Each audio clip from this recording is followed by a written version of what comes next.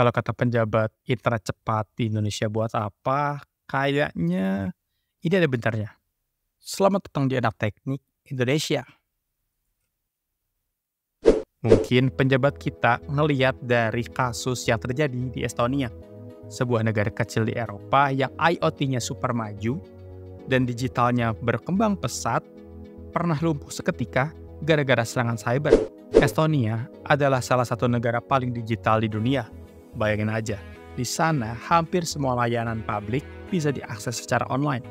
Mulai dari pendaftaran sekolah, pembayaran pajak, hingga pemilihan umum. Semuanya bisa kita lakukan dengan cepat dan mudah lewat internet. Internet cepat di Estonia gak cuma bikin hidup mereka lebih praktis, tapi juga jadi motor penggerak inovasi-inovasi mereka. Salah satunya adalah IoT atau Internet of Things, di mana perangkat-perangkat sehari-hari mereka terhubung ke internet untuk meningkatkan efisiensi dan kenyamanan tentunya. Misalnya, smart home yang bisa kita kendalikan dari jarak jauh, atau sistem transportasi yang bisa ngatur arus lalu lintas secara otomatis. Estonia ini berhasil memanfaatkan IoT untuk berbagai sektor di bidang kesehatan. Misalnya ada e-health system yang memudahkan warga untuk mengakses catatan medis mereka dan mendapatkan layanan kesehatan secara online, cepat, dan juga teratur. Di bidang transportasi, ada sistem parkir pintar yang bisa ngasih tahu kita di mana tempat parkir yang kosong di tengah kota. Bahkan, lampu-lampu di jalan bisa diatur secara otomatis untuk menghemat energi yang dipakai. Dengan internet cepat ini, semua perangkat IoT bisa berkomunikasi dengan lancar. Data dari satu perangkat bisa langsung diakses oleh perangkat lainnya tanpa hambatan dan tanpa manusia. Misalnya, sensor lalu lintas yang mendeteksi kepadatan kendaraan bisa langsung mengirim data ke pusat kontrol lalu lintas yang kemudian mengatur lampu lalu lintas untuk bisa mengurangi kemacetan. Menurut data dari estonia.com, lebih dari 99% layanan pemerintahan Estonia bisa diakses secara online dan 98% penduduk ini memiliki kartu identitas digital yang memungkinkan mereka mengakses layanan ini dengan mudah. Selain itu juga, Estonia dikenal dengan sistem e-residensi yang memungkinkan orang dari seluruh dunia untuk menjalankan bisnis digital di Estonia tanpa harus tinggal ke sana. Keren banget ya. Tapi teman-teman, tahu nggak, sebuah keunggulan ini bisa berubah jadi bencana dalam sekejap. Tahun 2007, Estonia mengalami serangan cyber besar-besaran yang dikenal sebagai Estonian Cyber War. Serangan ini terjadi setelah adanya ketegangan politik dengan Rusia terkait pemindahan patung prajurit Soviet dari pusat kota Tallinn. Selama beberapa minggu, berbagai layanan online mereka lumpuh. Situs pemerintah, bank, media, semua kena dampaknya. Bayangin aja, website-website penting seperti Kementerian Pertahanan, Parlemen Estonia, bank-bank besar, dan bahkan portal berita terbesar mereka tiba-tiba nggak bisa diakses. Layanan perbankan lumpuh, ATM nggak bisa dipakai, dan masyarakat panik karena tidak bisa mengakses layanan yang biasanya mereka andalkan setiap hari.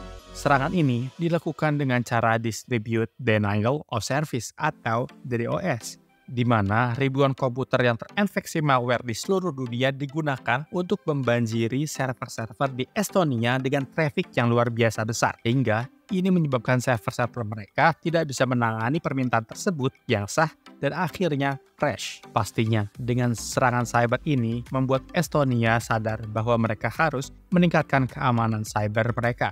Pemerintah segera berkolaborasi dengan berbagai pihak untuk mitigasi serangan tersebut dan memperkuat sistem pertahanan cyber mereka. Pada saat itu, di Estonia didirikanlah sebuah organisasi bernama NATO, Cooperative Cyber Defense Center of Excellence di Thailand, yang menjadi pusat penelitian dan pelatihan untuk meningkatkan keamanan cyber global. Estonia juga diperkenalkan berbagai kebijakan dan teknologi baru untuk meningkatkan keamanan cyber, termasuk sistem identifikasi digital yang lebih aman dan menguatkan infrastruktur IT mereka.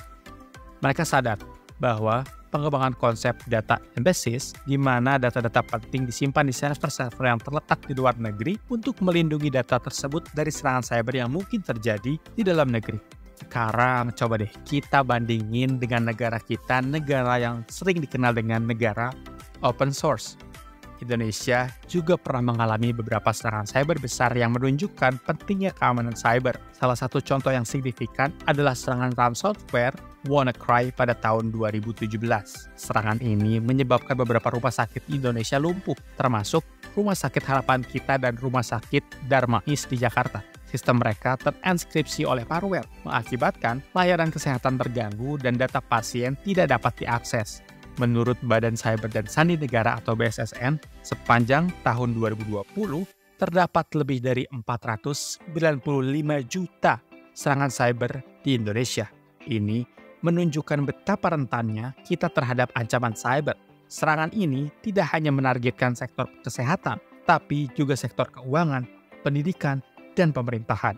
Salah satu serangan cyber terbesar terjadi pada 2021, ketika lebih dari 279 juta data penduduk Indonesia bocor dan dijual di forum online.